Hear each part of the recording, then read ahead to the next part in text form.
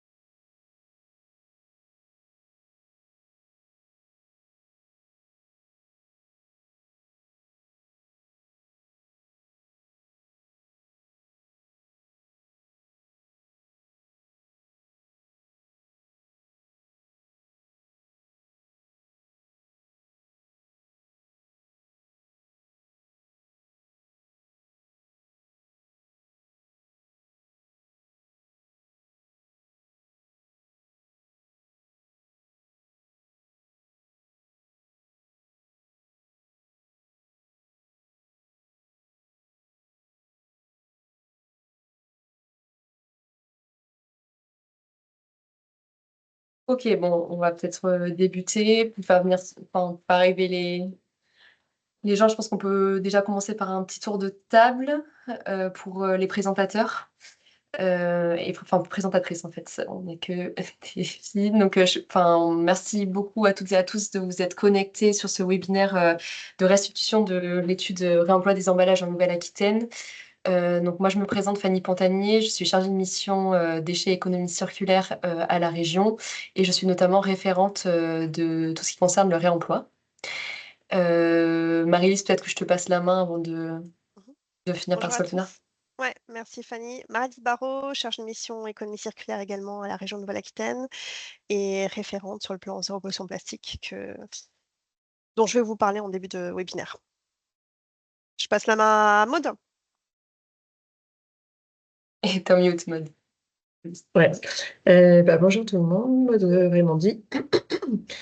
Soltena, du coup, Soltena, cluster régional économie circulaire à transition écologique. Et donc, on a réalisé avec la région une étude sur le sujet du réemploi des emballages, d'où ce webinaire aujourd'hui. Et je laisse la main à Ingrid. Bonjour à toutes et à tous, Ingrid Guerrero, chef des projets économie circulaire. J'accompagnais l'étude sur les réemploi d'emballage en Nouvelle-Aquitaine. Ok, super, merci. Bon, alors déjà, il y a quelques personnes qui ne pouvaient pas être présentes parmi nous aujourd'hui, donc c'est pour ça que le webinaire est enregistré. J'espère que ça va à tout le monde. Comme ça, on pourra mettre ensuite à disposition le support et l'enregistrement sur Recita et on pourra également vous faire un mail. Donc, je vais vous partager mon écran. L'objectif du webinaire d'aujourd'hui, c'est notamment donc, de vous partager le contexte déjà de cette étude, pourquoi on l'a menée on a décidé à la région de demander à Soltena de mener cette étude pour nous. Ensuite, on va vous présenter assez brièvement les points clés de l'étude, étude du coup qui est publique et qui a été publiée en fin d'année 2024 et que vous pouvez notamment retrouver sur Recita. Donc, on vous remettra, enfin, les liens sont présents dans la présentation si jamais vous n'avez pas eu accès à cette étude et que vous voulez la lire plus en détail. Donc nous, voilà, un petit récap des points clés. Et ensuite, Ingrid vous présentera également un état des lieux par acteur qui a été réalisé dans le cadre de cette étude. Et la dernière partie sera consacrée aux pistes de plan d'action que Soltena a écrites et a faites à la région pour nous aider à mettre en place un plan d'action sur l'année 2025 et les années qui suivent sur cette thématique du réemploi des emballages. Donc, il me semble que dans les paramètres, on a coupé la caméra et le micro, mais n'hésitez pas à écrire dans le chat si vous avez des questions. On pourra peut-être vous réautoriser ensuite, voilà, à prendre la parole. N'hésitez pas à ce que ce soit interactif, n'attendez pas la fin. Si vous avez des questions, vous pouvez les poser en live, il n'y a pas de souci. Voilà, et je laisse du coup la main à Marie-Lise pour commencer sur tout ce qui est contexte et objectif de l'étude. Ok, merci Fanny. Donc, petit point d'étape sur le contexte régional. Donc, j'espère que vous n'êtes pas sans savoir que la région a adopté de fortes ambitions en matière environnementale et qu'elle a traduite au travers la feuille de route Néoterra, dont la première mouture en 2019 portait une ambition propre à l'économie circulaire, dans laquelle l'engagement avait été pris de réaliser un plan pour sortir de la pollution plastique, en plan zéro pollution plastique qu'on a adopté fin 2022. Donc la feuille de route Néoterra a été réadoptée, reconfigurée, mais les ambitions liées à l'économie circulaire et à la diminution de la pollution plastique ont été réaffirmées. Et ce plan a donc débuté début 2023. Il s'inscrit au croisement avec la stratégie régionale en matière de développement économique, le SRDE2I, schéma régional de développement économique et d'internationalisation, dans lequel il y a un axe propre à l'innovation comme levier clé de réponse aux transitions. Donc on y est bien, on est dans les transitions écologiques et environnementales et énergétiques. Et comment on peut territorialiser et coopérer entre les acteurs de l'écosystème. Donc, c'est un plan qui croise les ambitions environnementales et économiques avec un travail partenarial avec l'ensemble des acteurs économiques. Donc, on a fait ce plan qui recouvre quatre enjeux traduits en quatre axes. Zéro plastique jetable, comment on trouve les solutions de substitution, zéro plastique en enfouissement, zéro plastique dans l'environnement, et un axe transversal propre à la sensibilisation et la communication. Je passe à la slide suivante, Fanny.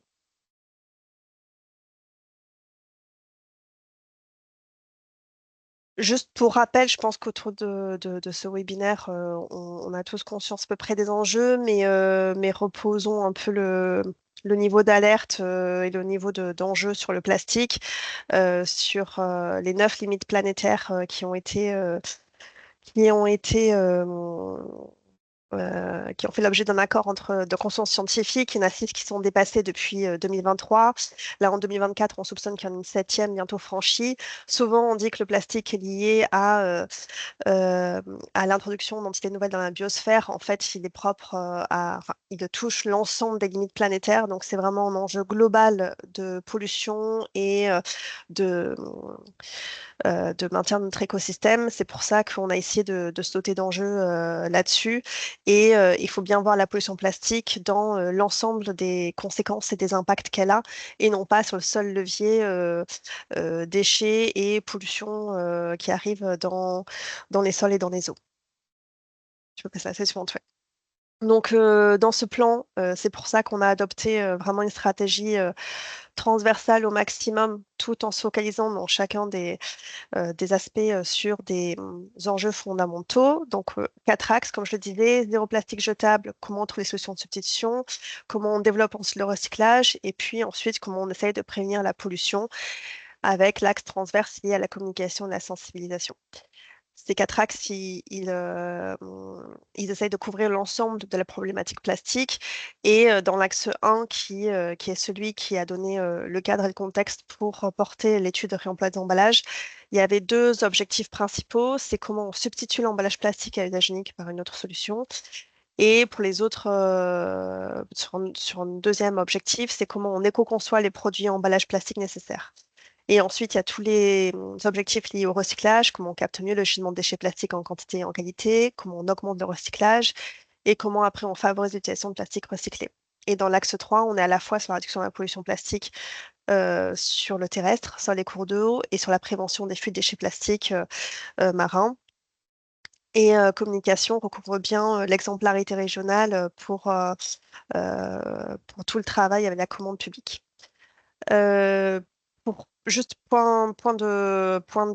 d'étape, ce plan, il a été fait avec l'ensemble des parties prenantes. Il y a eu un travail de concertation d'acteurs représentatifs de l'ensemble des parties prenantes, à la fois du monde économique, du monde associatif, de la commande publique, des différentes directions et des filières. Donc, on est arrivé à cette action-là en essayant de faire valoir l'ensemble des enjeux du monde économique, associatif, environnemental, etc. Si tu peux passer à la slide suivante. Et c'est donc dans ce contexte-là et dans ce cadre-là que sur l'axe 1, on a abouti à 5 actions. La première, c'est comment on accompagne les entreprises dans leur conditionnement pour les faire évoluer, comment on développe un outil de préconisation, comment on développe le réemploi des emballages et comment on accompagne les plasturgistes et un axe un peu transverse sur la filière santé qui recouvre à la fois le plan régional de prévention santé-environnement et le travail d'établissement de santé sur la réduction des déchets plastiques dans la filière santé. Et donc, c'est bien dans Ah, tu vas trop vite. C'est bien dans l'action 3, développer le réemploi des emballages, qu'on s'était dit, on avait fixé l'objectif de faire une étude sur le réemploi des emballages, étude qui a été faite par Soltena et qui va vous être présentée aujourd'hui. Pour l'étude de préconisation, on s'appuie aussi sur le cahier technique réemploi des emballages qui avait été produit à l'issue de l'événement Recita sur le réemploi des emballages. Donc, il y a vraiment un gros axe dans cette zéro pollution plastique qui est propre à comment aller sur des solutions de substitution qui sont notamment le vrac, le réemploi et passer non pas d'emballage plastique à un autre emballage, mais d'un emballage plastique à pas d'emballage tout ou à réemployer des emballages qui peuvent être consignés, etc. Donc c'est vraiment un axe très fort et emblématique de ce plan zéro pollution plastique qui va vous être présenté. Et je passe la main, du coup, je te donne la main, Fanny. Ouais, merci Marie-Lise. Donc voilà, cette étude, elle s'inscrit donc dans le contexte que vient de présenter Marie-Lise. Et donc, on l'a divisé un peu en 2 phases, nous, dans les objectifs de notre étude. Donc, il y a cette première phase où on voulait que l'étude soit une sorte d'état de lieu, en fait, de tout ce qui se passe déjà en région Nouvelle-Aquitaine, pour qu'on ait une vue un peu holistique de ce qui existe et des acteurs qui sont déjà en place. Et donc, voilà, cette étude, comme je vous disais, elle a été finalisée et publiée fin 2024. Et ensuite, on avait une seconde étape qui était de définir un plan d'action régional avec des priorités d'intervention pour que nous, la région, on puisse accompagner au mieux les acteurs néo-aquitains. Et donc, Soltena nous a fait des recommandations que vous trouverez donc à la fin de ce webinaire. Et donc, nous, après, voilà, il faudra qu'on s'en empare et qu'on les retranscrive de manière plus opérationnelle. C'est pour ça qu'on est encore dans une étape de finalisation. Et donc voilà, j'ai mis aussi un petit cadre méthodologique expliquant la méthodologie de Soltena, mais tout ça est bien plus détaillé dans l'étude en elle-même que vous pourrez découvrir. On vous remettra les liens. Donc si on passe à la partie des points clés de l'étude, donc on a déjà un récapitulatif dans l'étude de tout le contexte réglementaire qui s'est renforcé ces dernières années, comme vous le savez déjà sûrement. Donc avec l'apparition de plusieurs lois sur la thématique des emballages, donc la loi Egalim notamment, la loi AGEC de 2020 et la loi Climat et Résilience, qui voilà, imposent de nouvelles obligations, donc notamment l'interdiction de certains produits à usage unique en plastique, donc les pailles, les couverts, les gobelets, qui fixe aussi ces lois des objectifs de réemploi des emballages à notamment 10% en 2027 et qui ont fixé l'objectif de réduction de 20% d'emballages plastiques à usage unique d'ici fin 2025. Donc on constate, j'imagine sur le terrain, mais également à la région, que ces objectifs qui sont très ambitieux. Et donc en 2017, il y a une étude de l'ADEME qui montrait qui mettait en évidence le fait qu'il n'y avait que 0,25% des emballages qui étaient remployés à cette date-là, et qu'on était surtout dans ceux qui étaient remployés sur des emballages industriels et commerciaux, donc des EUC, et sur le secteur du CHR, donc café, hôtel, restauration. Donc voilà, assez spécifique sur ces univers-là. Donc là, les chiffres ont dû augmenter, bien sûr, depuis 2017, mais c'est pour montrer voilà, qu'il y a quand même un écart qui est assez significatif entre les objectifs réglementaires qui sont posés et la réalité du terrain. Donc, sur tout ce qui est vrac, la loi climat et résilience fixe également une obligation de 20% de produits en vrac pour les commerces de plus de 400 mètres carrés à horizon 2030. Donc, c'est un horizon encore lointain, mais qu'il faut préparer déjà aujourd'hui. Et donc, c'est pas un objectif anodin parce que lorsqu'on discute dès maintenant avec des grandes enseignes de distribution avec donc la région, on a eu l'occasion d'avoir des discussions assez récentes en fin d'année dernière. Il y a certaines enseignes qui ont commencé à faire des calculs au sein de leur magasin et qui sont aperçus qu'ils atteignaient difficilement les 5% de la part qui est dédiée du coup au vrac dans leur enseigne. Et donc les 5% plutôt en ce qui concerne des étalages de fruits et de légumes. Donc voilà, il y a un écart quand même avec ces 20% annoncés qui est très conséquent et qui est à travailler dès à présent. Après, il y a un projet de décret qui a été mis en consultation là, début 2025 et qui va venir préciser cette obligation et notamment la méthode de calcul et la surface qui serait prise en compte pour le respect de cette obligation. Et donc, a priori, selon le décret, bien sûr, il sera retravaillé, peut-être que ce ne sera pas le décret final, mais on penche vers un calcul avec seulement une surface prise en compte qui est sur l'alimentaire. Donc, c'est-à-dire qu'on enlèverait tout ce qui est boissons alcoolisées, cosmétiques, produits d'entretien, etc. dans le calcul. Donc, ce qui réduit quand même beaucoup la surface. Et tout ce qui est aussi surface de vente à la coupe serait compté comme surface consacrée à la vente sans emballage. Donc voilà, donc tout sera précisé quand le décret sera publié et quand on l'espère dans les prochains mois. Mais on est également du coup sur un objectif qui est quand même assez ambitieux et qui devrait faire bouger les lignes d'ici 2030. Et pour finir, dans nos leviers réglementaires, on a également repéré donc cette obligation qui concerne les metteurs en marché ou les industriels. Donc au 1er janvier 2024, tout producteur qui est responsable de la mise sur le marché d'au moins 10 000 unités de produits emballés par an doit réemployer ou réutiliser une part minimale des emballages mis sur le marché. Donc c'est en fonction de son chiffre d'affaires annuel, comme vous pouvez le voir sur le tableau qui est présent sur la slide, ou passer par son organisme agréé pour les emballages. Donc voilà, ça, on n'a pas encore, ça a été mis en place en 2024. Nous, à la région, on n'a pas encore beaucoup de recul sur ce qui a été fait, mais ce sera l'occasion de creuser ce point-là, qui pourrait également être un point qui pourrait faire bouger les lignes. Je crois que j'ai eu des mains levées pendant. Alors, est-ce que je peux vous autoriser le micro? Euh, Alors, j'essaie de vous autoriser le micro. Vous pouvez me dire si ça marche, si je vous prenais pour les deux personnes qui avaient levé la main. Essayez d'activer votre micro. Oui, Ouais, bonjour. ok. Bonjour, je suis Caroline Prété, je travaille pour l'interprofession des vins de Bordeaux et j'avais une question là sur les d'ordre réglementaire sur le tableau là que vous avez présenté avec les chiffres de réemploi. C'est une question qui m'a été posée par un producteur hier. En fait, quand on parle par exemple de 2027 pour le 10% des bouteilles réemployées, ça veut dire 10% dès 2027. Ça veut dire que nous, dans la production de vin, vu qu'on embouteille 1 an à 18 mois à l'avance, il faut qu'on commence à avoir des bouteilles réemployables dès 2025. Tout à fait. Donc, dans le contexte du vin, effectivement, c'est 10% à partir de 2027. Donc, si vous devez anticiper, effectivement, vous serez plus en amont. Après, on est sur un objectif à atteindre. Alors, il faudrait que je me penche sur le décret. Je ne sais pas si Ingrid, tu as la réponse, mais je ne pense pas qu'il y ait de sanctions derrière. Voilà, c'est des grands objectifs qui sont fixés au national. Donc, Oui, oui, oui, je sais bien que c'est des grands objectifs, qu'on a déjà 5% et tout ça. Mais ouais, en fait, il y a quand même une notion d'anticipation, je pense, qu'il faut ouais, qu'on prenne en compte. ouais, qui concernerait, oui, spécifiquement au filière, oui, tout à fait. Ok, merci beaucoup. Et un petit complément de réponse du réseau VRAC et réemploi dans le chat. Ouais, j'ai vu, D'accord. je l'ai lu. Et Vincent de Bibas ici, si vous voulez prendre la parole, je crois que je vous ai activé votre micro.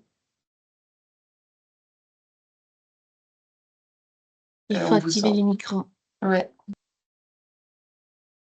Bon, sinon, en attendant, je peux peut-être continuer. N'hésitez pas à prendre la parole si vous avez donc allumer votre micro. Donc l'étude a également permis, donc, outre ce contexte réglementaire, de poser un état des lieux, régional, et national. Et donc, pour le national, en fait, on s'aperçoit qu'en 2022, on estimait à 13 millions le nombre de tonnes d'emballage, mis sur le marché en France, soit environ 190 kilos par habitant de déchets d'emballage, et un chiffre qui est, malheureusement en augmentation, depuis 2020. Et donc ce qui est intéressant à noter et à avoir en tête, c'est que sur ces 13 millions, il y en a 62 qui concernent les emballages industriels et commerciaux, les EIC, et 38 les emballages ménagers. Donc sur le graphique je pense qu'il passe un peu mal, il est un peu flou. Vous pouvez voir qu'au niveau des matériaux, qui sont les plus utilisés pour les emballages, donc le plus utilisé est le papier carton à 38 suivi par le verre et le plastique, à 18 Mais à noter, et donc ça à mettre en contexte aussi, nous, avec notre plan zéro pollution plastique dont parlait Marie-Lise au début de ce webinaire. Donc, à noter qu'il y a quand même un enjeu très fort sur le plastique, car même si on est en 3e position du matériau le plus utilisé en termes de tonnage, le plastique est beaucoup plus représenté en fait que les autres matériaux en termes d'unités de mise sur le marché, d'unités de vente consommateur, UVC, car en fait il n'est pas très lourd, donc voilà, il y a beaucoup plus de quantité, mais pas forcément en tonnage. Donc on est sur à peu près 10 fois plus que le verre. Donc en plus, on sait, si on met en regard de ça les performances de recyclage, on sait que voilà, aujourd'hui en France, on est un peu en retard, enfin en retard sur le recyclage des emballages plastiques par rapport aux autres matériaux. Donc voilà, d'où le fait que l'enjeu est quand même assez majeur sur le fait de, de passer sur du réemploi des emballages ou justement d'arrêter ces emballages plastiques. Et ensuite, sur l'état des lieux régional, voilà, on peut faire un peu les mêmes constats avec 1,2 million de tonnes d'emballages qui ont été mis sur le marché en 2018, donc selon des ratios qui ont été faits et calculés par Soltena. Et donc environ 133 kilos par habitant par an d'emballages ménagers, dont 15% sont faits en plastique en Nouvelle-Aquitaine. On n'a pas de données par contre qui sont disponibles sur les emballages industriels et commerciaux. Et l'étude a également permis de noter que le maillage des points de collecte des emballages réemployables, il était très peu exploité en Nouvelle-Aquitaine. Donc on a un chiffre là du réseau Vrac et Remploi qui montrait que seulement 4% des établissements de commerce de détail et de gros recensés permettaient de remployer les emballages. Donc c'est un chiffre qui date de 2017. Donc c'est à prendre avec des pincettes parce que voilà, on se doute bien qu'il a dû augmenter depuis. Mais voilà, ça montre quand même à quel point le chiffre était assez faible il y a encore quelques années sur tout ce qui est réemploi et ça montre la marge en fait aussi de progression qu'on peut avoir en Nouvelle-Aquitaine. Ensuite, un point que vous connaissez déjà bien, je pense, qui est celui des éco-organismes agréés. Donc on retrouve ceux de la REP emballage ménager que vous connaissez, donc Citeo, Adelph, Leco. Et la loi AGEC a récemment introduit 2 nouvelles filières REP pour cette meilleure gestion des emballages. Donc il y a la REP des emballages professionnels de la restauration, avec Citeo Pro, qui est le seul éco-organisme qui a été agréé pour le moment. Et ensuite, on a une REP des emballages industriels et commerciaux qui devait être mise en place à partir du 1er janvier 2025, qui englobe en fait les emballages qui sont issus du secteur professionnel, autres que la restauration, donc les palettes, par exemple, les films, les caisses, etc. Et ça a pris du retard, notamment en raison de l'instabilité politique et voilà, du budget de l'État. Enfin voilà, vous connaissez cette situation. Et donc, apparemment, dernière nouvelle, cela devrait se mettre en place d'ici l'été 2025. Mais voilà, on vous en dira plus lorsqu'on aura plus d'informations sur le sujet. Et donc là, on arrive voilà, sur des points clés à retenir de l'étude. C'est un des points les plus importants à garder en tête aujourd'hui, c'est le fait qu'on a réussi à cibler en fait des secteurs que l'on pourrait appeler en fait quick win, enfin voilà, gagnants, qui ont un fort potentiel de réemploi et sur lequel il serait plus facile en fait et plus efficace d'avoir une action. Donc, dans un premier temps, il faut garder en tête que ces secteurs, qu'il y a encore des secteurs aujourd'hui qui sont développés pour le réemploi des emballages. Donc, c'est le cas, donc ça vient assez facilement à l'esprit, mais des bouteilles en verre, par exemple, dans le milieu du CHR. Donc, il y a encore 227 000 tonnes de bouteilles réemployées en 2017 selon l'ADEME. Et c'est d'autant plus intéressant qu'il y a des études de l'ADEME qui démontrent en fait les bénéfices environnementaux du réemploi du verre à partir notamment de la 4e utilisation du contenant en verre. Et ce, quelle que soit la distance moyenne en fait des transports modélisés. Donc c'est intéressant, même si on est sur du transport qui est quand même un peu plus long, ça reste quand même bénéfique d'un point de vue environnemental. Donc il y a aussi des études de l'ADEME sur le vrac qui montrent que voilà, il y a des effets positifs à chaque fois, mais sous certaines conditions. Donc le fait qu'il y ait des contenants réemployables, voilà, que les accidents soient évités, voilà, qu'il n'y ait pas à chaque fois qu'on se verse en fait du vrac, qu'il n'y en ait pas partout par terre, qu'il soit déversé, etc. Mais si les conditions voilà, sont remplies, on est sur des effets positifs à chaque fois, à chaque utilisation.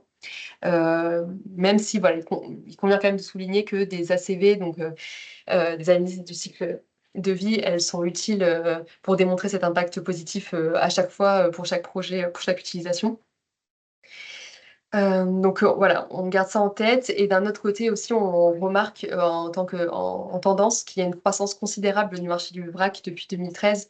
Ça a été multiplié par 12 le chiffre d'affaires de 2013 à 2019. Notamment grâce à l'augmentation du nombre d'épiceries spécialisées. Et donc, c'est vraiment un levier qui contribue à la réduction des emballages. Donc, dans les produits les plus vendus en vrac, on retrouve les plus faciles, les plus populaires. On a les produits secs, donc le riz, les pâtes, les liquides, donc l'huile, vinaigre, produits d'entretien et cosmétiques. Et donc, comme je vous disais, selon du coup ces études de l'ADEME, on peut repérer en fait des secteurs à fort potentiel de réemploi en B2C. Donc, ils sont présentés ici. Donc, on a le cas de la restauration, donc collective en priorité, mais aussi commerciale ou rapide. Les boissons de manière générale, mais aussi spécifiquement du coup sur du CHR. Donc, l'eau plate, l'eau gazeuse, la bière, le cidre, etc. Les fruits et légumes, la boulangerie-pâtisserie et quelques produits aussi d'épicerie qui peuvent être cités. Et donc, tous ces secteurs à fort potentiel, en fait, selon les calculs du coup de Soltena, ils représenteraient environ la moitié des déchets d'emballage qui sont générés en Nouvelle-Aquitaine. Donc, on a un potentiel de réemploi d'environ 41%, ce qui est vraiment pas du tout négligeable et du coup sur lequel on pourrait avoir une action spécifique particulière, un focus particulier. Ensuite, concernant les emballages industriels et commerciaux, les EUC, donc l'étude, elle montre également qu'il est essentiel de se concentrer sur certains matériaux prioritaires en termes de tonnage. Donc c'est le cas du bois, par exemple, et du plastique, qui sont des matériaux qui sont très présents. Donc pour le bois, c'est 32%, le plastique, c'est 15% dans les EUC, et qui ont en plus un bon potentiel de réemploi. Donc pareil, ça ce serait des actions en fait qui seraient un peu gagnantes si on les priorisait. Et par contre, le carton, on a un potentiel plus faible, mais ça reste quand même à considérer, étant donné en fait qu'il y a une énorme importance en termes de tonnage, vu que ça représente 46% des EUC. Et donc voilà, donc ça c'est un tableau qui est présent dans l'étude avec les potentiels de réemploi en colonne, et ensuite avec les filières et les typologies de IC qui sont associées. Donc quand même assez intéressant pour essayer de déterminer quelles actions sont sur lesquels en fait on pourrait mettre rapidement des actions en place.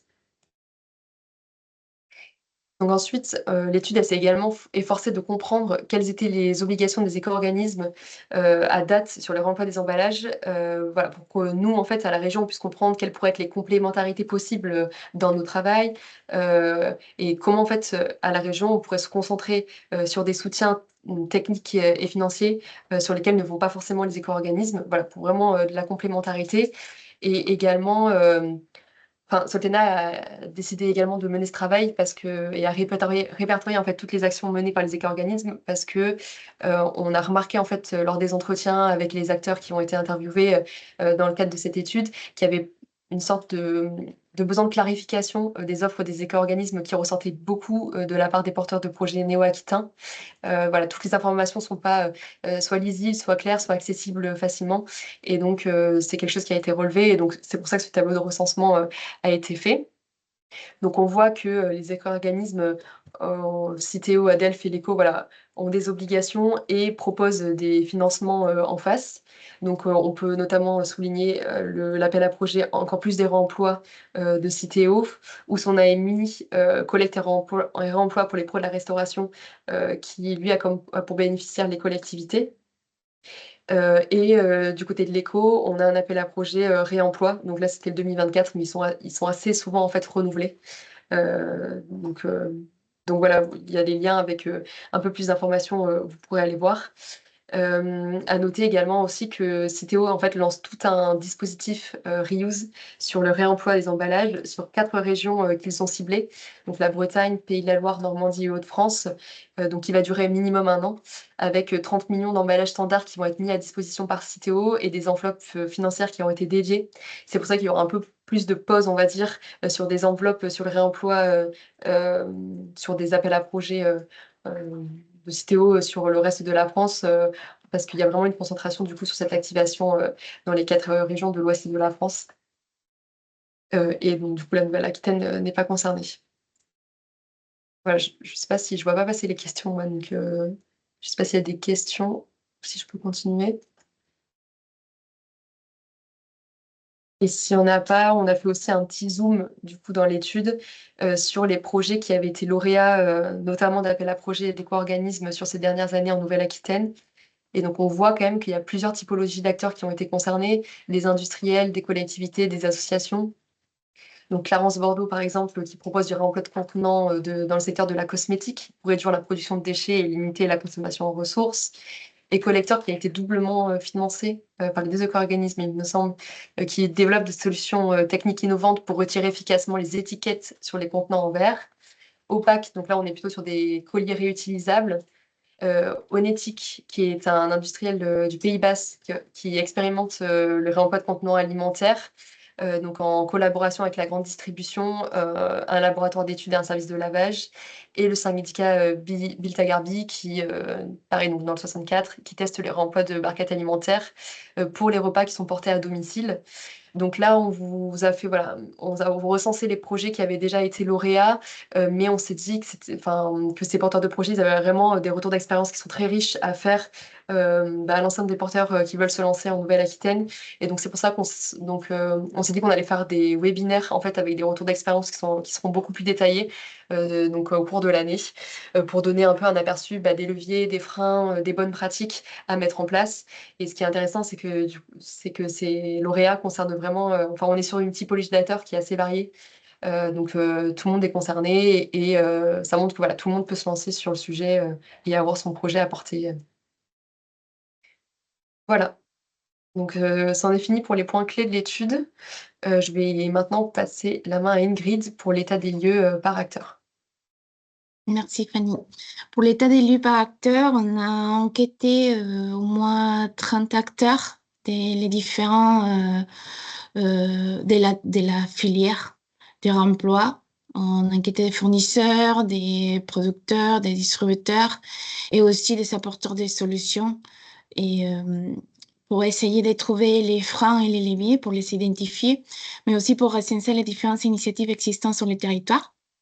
Donc, on commence par les fournisseurs. On voit qu'il y a des fournisseurs des emballages pour les vracs et réemployables. On a 3 pour les vracs et 9 pour les emballages réemployables. On voit une distribution pas homogène sur les territoires de la Nouvelle-Aquitaine. Et ces fournisseurs nous ont dit qu'ils avaient un envie de faire un rayonnement plus national, pas que pour la région.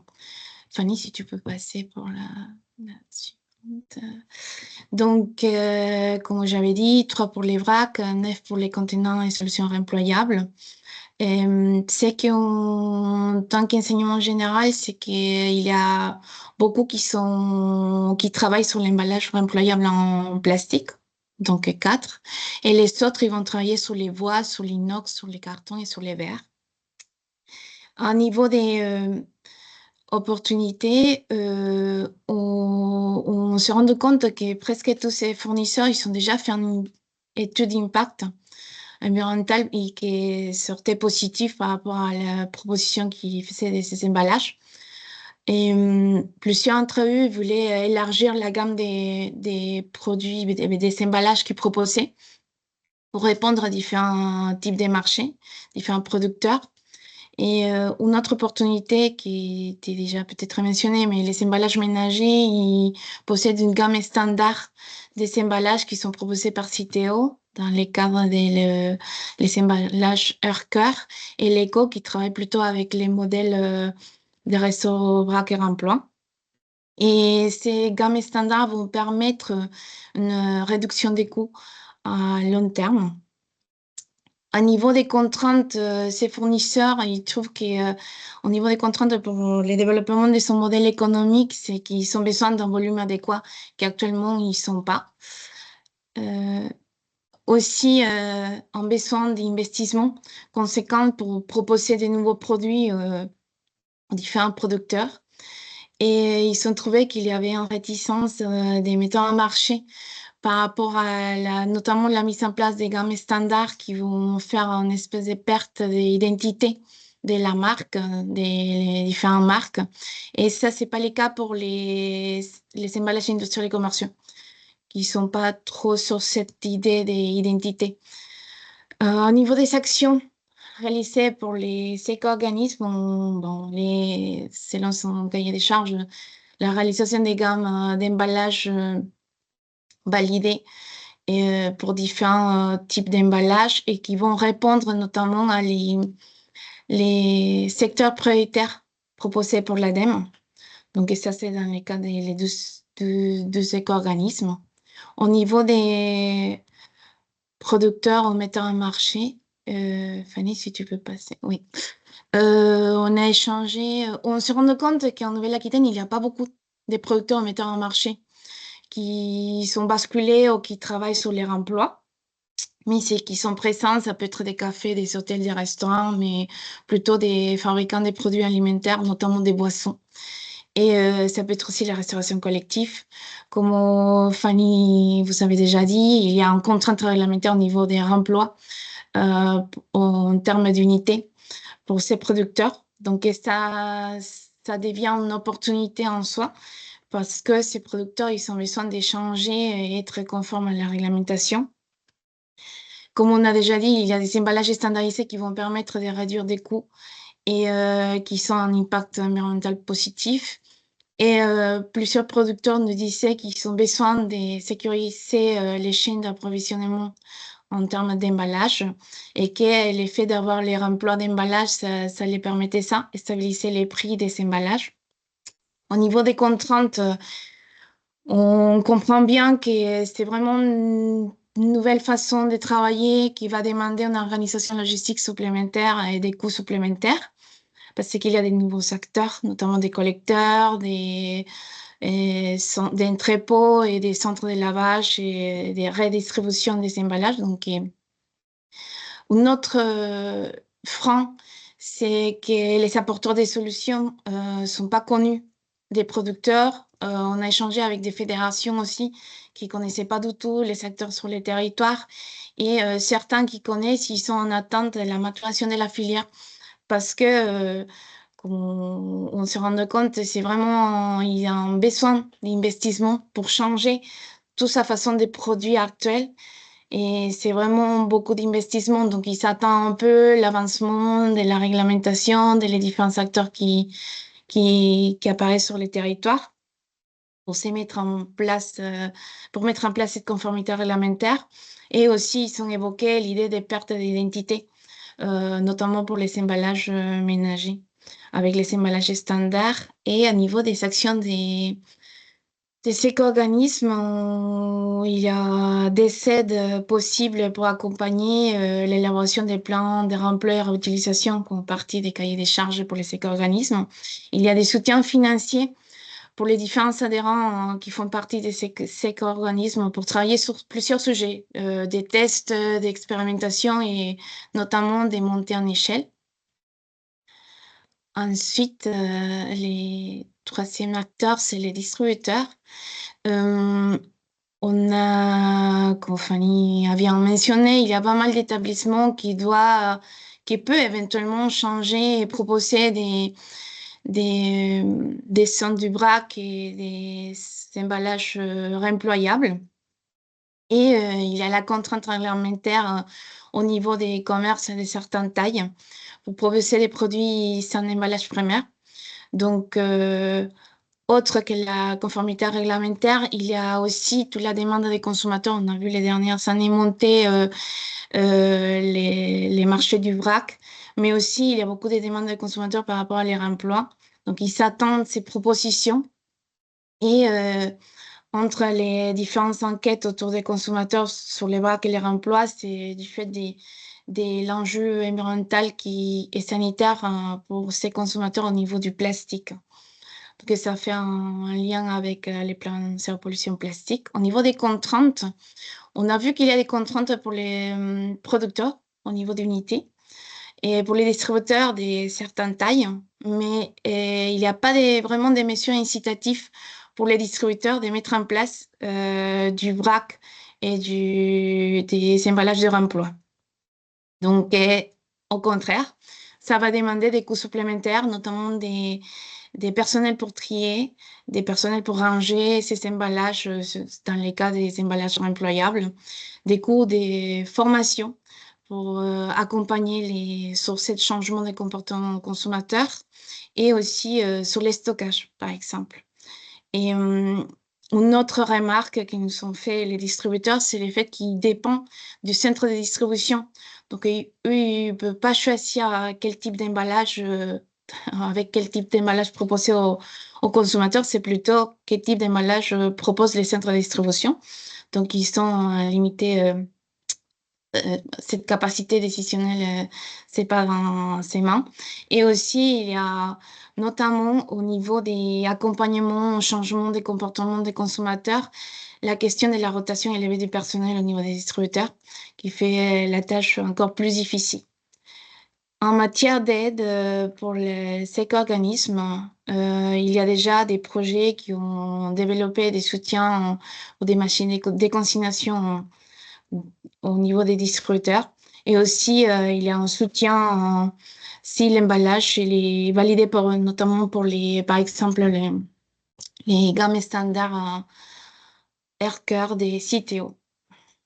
Ingrid, on a juste une question, une main Oui. levée. Normalement, vous pouvez activer votre micro. Oui, effectivement. Bonjour à tous. Juste, je voulais compléter un petit peu parce que je suis Leslie Moussion et j'ai une épicerie vrac en Deux-Sèvres. Et effectivement, je voulais témoigner du fait que je viens de mettre en place, moi, une solution de récupération des bouteilles verre consigné et bocaux en verre consigné. Et effectivement, au-delà des contraintes de stockage et de manutention, moi, j'ai fait appel à un organisme qui s'appelle Bout à Bout et qui est payant. Et en fait, pour rendre le service, de rendre les bouteilles, les remettre en réemploi, moi, il faut que je paye.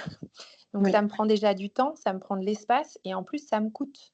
Donc je voulais juste compléter avec cet élément-là et effectivement, en tant que petite structure puisque, je suis seule avec une salariée en alternance, donc un contrat d'apprentissage, le coût, que ça peut représenter, semble pas forcément très élevé. Il va être à hauteur d'environ 300 € par an, selon le nombre de collectes que je vais réaliser. Mais ça représente quand même un coût, pas neutre pour mon entreprise et c'est pas très incitatif à récupérer, plus de bouteilles puisque je paye à chaque levée. Voilà. Ok. Merci pour votre retour. Effectivement, on pourra le préciser également, retour, dans les freins, le financier, tout ce qui aura du financier. Ouais et puis si jamais vous prévoyez une petite subvention, je suis pas contre. Le message est bien passé. Merci. Merci beaucoup. Je continue du coup, Ingrid, je Oui. passe. Au niveau des apporteurs de solutions, c'est où on a plus échangé, je veux dire, parce que c'était une aussi des missions des recenser ces initiatives. Donc, ça peut être très chargé, la carte, mais il faut voir qu'il y a déjà différents services. Il y a certains qui vont faire des collectes toutes seules, certains qui vont faire du lavage toutes seules et certains qui vont offrir un service clé en main. Donc, ça va de la collecte à lavage, même à la sensibilisation des consommateurs. Aussi, qu'il y a au moins 11 projets actifs et certains qui sont en projet en cours. Donc, on voit qu'il y a quand même un certain dynamisme. même s'ils ne sont pas sur tous les territoires, il y a certains départements comme la Gironde qui a au moins 9 apporteurs des solutions et les solutions peuvent être assez variées. Par exemple, des bouteilles, des contenants alimentaires, des contenants agroalimentaires ou des fûts métalliques. Et si on peut passer à la prochaine. On voit qu'il y a différents modèles économiques. Il y a plusieurs, il y a la consigne, la location et programme de fidélité, mais que la consigne et la ratification vont être plus adaptés pour les emballages ménagers, par exemple, et que les verres, c'est un matériau qui est très utilisé, notamment au niveau des boissons, donc les bouteilles et les contenants alimentaires pour les restaurants, par exemple. Entre les opportunités, on voit que quand il y a la mutualisation des opérations de collecte, on peut réduire, augmenter la réduction des coûts. Donc, ça va être intéressant pour proposer ces services aux producteurs, à metteurs en marché et même aux distributeurs. Sur les centres de lavage, on a eu du mal à pouvoir quantifier les capacités sur les territoires parce que c'est des informations assez, on va dire, c'est concurrentiel. Donc, les centres de lavage ne donnent pas ces informations, donc on ne peut pas savoir exactement les capacités sur les centres de lavage, mais selon les baromètres du remploi réalisés pour les réservoirs qui remploi, on est éventuellement au niveau national à 19% des capacités utilisées. Donc, on a quand même un marge pour travailler avec les centres de lavage. Et on voit aussi comment il y a différents services, on peut avoir aussi une complémentarité pour donner un service plus professionnel et plus clé en main pour les producteurs. Au niveau des contraintes, on sait bien qu'il y a des coûts initiaux d'investissement assez élevés et qui vont impacter fortement ces apporteurs des solutions, notamment pour les centres de lavage. C'était un retour assez courant de dire que les apporteurs des solutions, ils sont pas des visibilités, donc les producteurs, les distributeurs, les metteurs en marché ne connaissent pas. Il y a des centres de lavage qui doivent respecter des seuils minimums, donc qui ne peuvent pas proposer ces services à tous les producteurs existants, sinon qui doivent respecter certains volumes et quantités. Et il y a des modèles économiques qui vont rester fragiles en raison des besoins des volumes. En fait, cet apporteur des solutions, il marche par rapport à la quantité des volumes. Donc, s'il n'y a pas des producteurs et metteurs en marché qui les demandent ces services, ne veut pas travailler et ces modèles économiques restent encore fragiles parce qu'ils dépendent de cette offre. Au niveau des actions des éco-organismes, comme Fanny a bien mentionné, il y a différents financements pour les apporteurs des solutions qui travaillent en synergie. Ça, c'est quelque chose qui vient au niveau de ces organismes, essayer de mettre les liens entre les producteurs et les apporteurs des solutions pour qu'il y ait une offre et une demande cohérente sur les territoires. C'est tout. OK, tous ces états des lieux vont permettre de passer à les pistes d'action que Fanny va nous expliquer. Ouais, merci Ingrid. Il y a eu juste quelques retours dans le chat sur des légères précisions sur certains acteurs. Donc, comme je vous le disais, on pourra le modifier. Merci pour vos retours. Enfin, voilà, les situations évoluent quand même assez souvent, donc on a besoin de faire assez souvent des petites modifications sur les acteurs. Alors, si je continue du coup maintenant sur la partie préconisation que Solfena a faite à nos équipes de la région suite à l'étude. Donc, ces préconisations, elles ont été classées en fait sur 3 grandes thématiques. Donc, la première est plutôt sur tout ce qui rassemble les actions qui relèvent de coordination des acteurs sur le territoire. Donc, voilà, tout ce qui est partage de retours d'expérience, de bonnes pratiques, mise en relation. Et plus généralement également aussi de continuer à développer la connaissance sur ce sujet-là. La deuxième partie, on est plus sur la sensibilisation et l'accompagnement des acteurs du secteur. Pour surtout tous les sujets liés à la formation. Et enfin, le troisième, on est plus sur l'accompagnement financier, comme on peut le faire assez classiquement à la région. Et donc, ces préconisations ont été élaboré suite au retour notamment qu'il y a eu lors des nombreux entretiens qu'ont mené Soltena lors de l'étude, ainsi que voilà, enfin, leur réflexion sur tout ce qui est thématique des emballages et sur les retours d'expérience qu'on peut aussi collecter sur d'autres régions nationales, etc. Donc, sur la première partie de coordination et de partage des connaissances, on a tout un volet sur la création d'une sorte de réseau régional de collaboration. Donc avec des actions qui relèvent par exemple du fait de continuer du coup ce travail de recensement et de cartographie des acteurs qui a été débuté dans le cadre de cette étude. Donc notamment aussi parce que c'est un travail à approfondir parce que lorsque Soltena a mené les entretiens, on s'est aperçu que beaucoup d'acteurs de néo-aquitains relevaient cette composante, en fait, ce manque de connaissance des apporteurs de solutions locaux.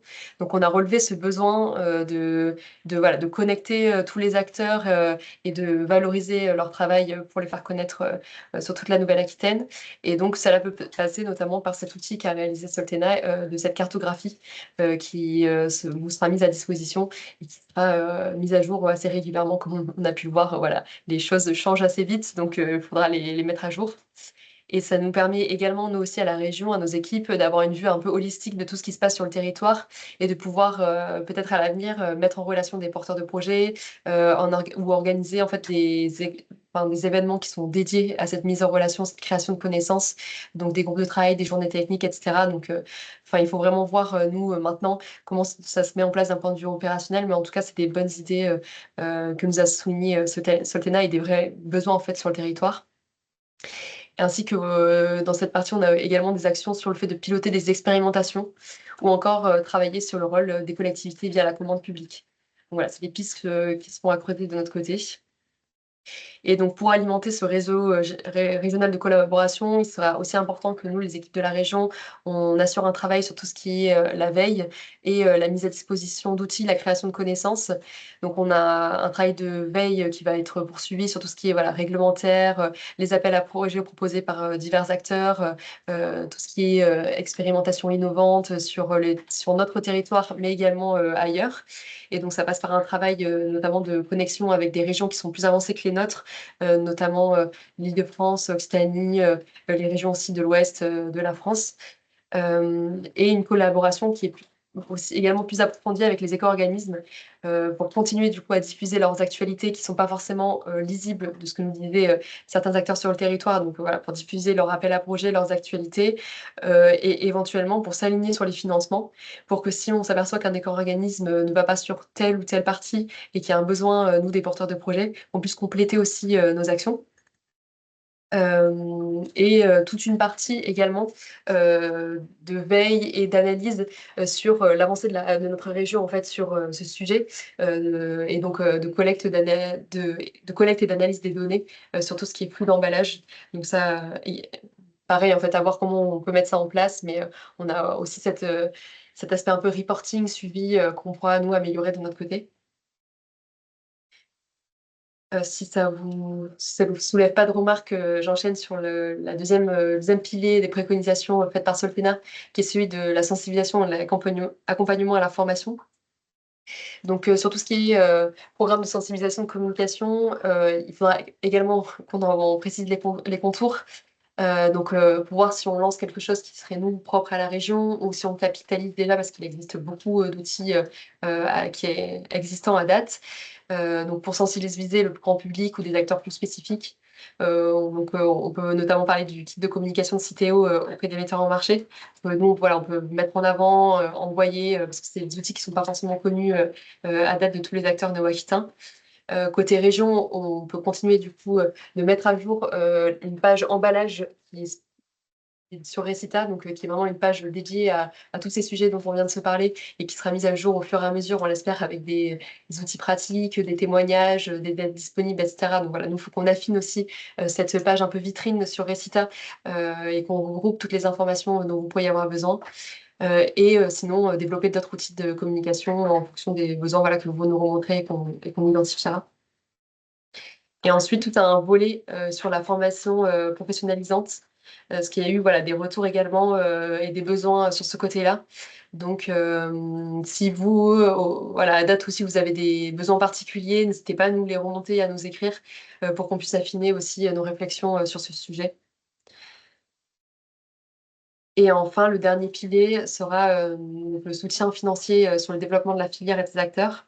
Donc ça, c'est un point quand même qui est très important au vu de notre travail à la région. Donc sur toute cette partie financement, en fait, cette étude était importante parce qu'elle nous a permis aussi de commencer ce travail de rédaction de doctrine interne qui sera donc finalisée et qui sera diffusée, nous, en interne à la région, à tous les services qui peuvent avoir des sollicitations sur le réemploi des emballages ou voilà, tout type d'acteurs qui peuvent solliciter plusieurs points d'entrée de la région pour qu'on ait vraiment une vision commune et une réponse aussi qui soit commune pour établir des critères clés et uniformiser les stratégies. Donc, par exemple, pour pas que nous, notre service, on aille financer un acteur sur la création d'un centre de lavage, alors on pourrait faire un centre de lavage mutualisé sur le territoire pas loin, ou enfin, voilà, vraiment pour uniformiser nos stratégies. Et donc, dans cette doctrine, on regrouperait des critères qui sont assez importants. Donc, par exemple, notamment, on a évoqué le point déjà plusieurs fois lors de notre webinaire, mais notamment le fait de demander au porteur, en fonction de son projet, une ACV. Donc, d'autant qu'on a vu que la performance environnementale du projet, elle pouvait être assez forte sur certains projets, même si on a par exemple un transport des emballages qui est assez conséquent. Donc, ça peut être assez contre-intuitif quand on regarde le projet de prime abord. Mais voilà, la CV vient confirmer en fait cette plus-value environnementale. Donc, si en plus on est sur des projets avec des montants assez élevés, c'est vraiment primordial qu'on vienne valider cet aspect positif environnemental via cet outil. Et ensuite, voilà, d'autres points de cette doctrine, donc sur le fait peut-être de valoriser et d'inciter en fait tous les porteurs de projets sur le secteur à fort potentiel, comme celui qu'on a vu, comme ceux qu'on a vu du coup plus en amont dans la présentation, ou de financer le centre de lavage mutualisé par exemple. Donc voilà, ça sera un travail qui sera établi en interne et qui sera diffusé pour qu'on ait une action cohérente sur ce sujet-là. Donc en co-construction aussi avec les éco-organismes, etc. Et ensuite, le fait voilà, d'assurer des enveloppes de financement en complémentarité avec l'action des éco-organismes, ce dont vous parlez Ingrid notamment. Donc pour l'adaptation des chaînes de production, pour l'adaptation des commerces, pour l'aménagement d'espaces vrac. Donc surtout aussi ce qui regroupe le lavage, donc les centres de lavage existants ou centres de lavage mutualisés. Soutenir la création de plateformes pour mutualiser le stockage et la logistique des emballages. Ou par exemple également soutenir la mise en place de flottes d'emballage réemploi. Enfin voilà, tout est à construire, mais on pourrait imaginer du coup des aides régionales, une enveloppe dédiée à ce type de projet.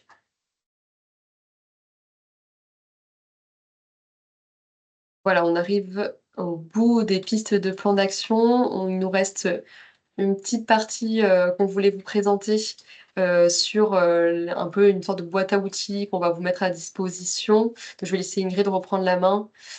Si vous avez des questions ensuite, n'hésitez pas, il nous reste un peu de temps, donc n'hésitez pas à nous les écrire ou à prendre la parole dans les 15-20 minutes qui va nous rester, si vous avez des remarques également. Mais Ingrid, je te laisse la main. Ok, merci pour la boîte outils. Je vais vous partager certains liens. Donc, comme Fanny avait dit, il y a la page sur la filière emballage disponible sur Recita. Je ne sais pas si tout le monde connaît, mais Recita, c'est le réseau pour les acteurs de l'économie circulaire en Nouvelle-Aquitaine. Il y a aussi les liens pour les cahiers techniques qu'on avait réalisés suite à la journée technique sur les réemplois d'emballage en 2023. Il y a l'étude aussi que vous pouvez regarder. Il y a aussi, j'ai mis les liens sur les deux cartes des secteurs de réemploi, notamment les cartes sur les fournisseurs, les apporteurs des solutions. Et comme on voit, c'est assez dynamique. Donc, il y a des nouvelles initiatives. Certains, ils sont changés des noms, par exemple. Donc, n'hésite pas à nous envoyer les informations pour les actualiser. Il y a aussi des informations sur les aides, différentes actualités, notamment les webinaires qui sont réalisés maintenant, par exemple, pour la comptabilité au niveau des emballages ou des appels à projets réalisés pour des différents acteurs, notamment les éco-organismes, mais aussi l'ADEME, par exemple. Et on a aussi les liens sur la carto la cartographie des centres de lavage au niveau national qui est réalisée par l'ADEME et aussi actualisée assez souvent. Et ensuite, la deuxième page, c'était sur les différents webinaires. La première, ça va être son présentation qui a été réalisée lors d'un webinaire des CITEO sur les différents financements pour voir actuellement peut-être certains financements ils sont clôturés, mais CITEO, l'ECO et ADELP ils reviennent tous les ans avec des différents critères et certains ils se rassemblent donc pourquoi pas regarder et peut-être prévoir des projets ensemble. Et il y a aussi un webinaire le 5 mars sur un appel à projet qui va être lancé par l'ADEME sur les emballages industriels et commerciaux. Donc, ça va être ciblé sur les fabricants des emballages industriels et commerciaux. Et il y a un calendrier pour déposer les projets assez proches. Donc, n'hésite pas à faire partie et éventuellement. Oui, on a tenu à le souligner. L'ADEME va encore financer des projets sur les EIC puisque la REP, enfin les éco-organismes sur cette REP n'arriveront a priori du coup que vers le milieu d'année ou même fin d'année avec le retard que ça a pris. Donc voilà, n'hésitez pas à les contacter si vous avez des questions pour l'ouverture de cet appel à projet. Alors j'ai vu une question dans le chat sur y a-t-il des REP pour les emballages plastiques dans le domaine de la santé? Alors, il y a des REP dans le domaine de la santé, notamment d'Astri. Mais alors après, spécifiquement sur les emballages plastiques, je pense pas. Je pense que ça englobe voilà, tout. Enfin, oui, je pense pas. Mais à aller regarder, du coup, parce que je pense que voilà, ça englobe, d'Astri englobe bah, tout le matériel qui peut être utilisé dans la santé, les déchets d'activité sur la santé.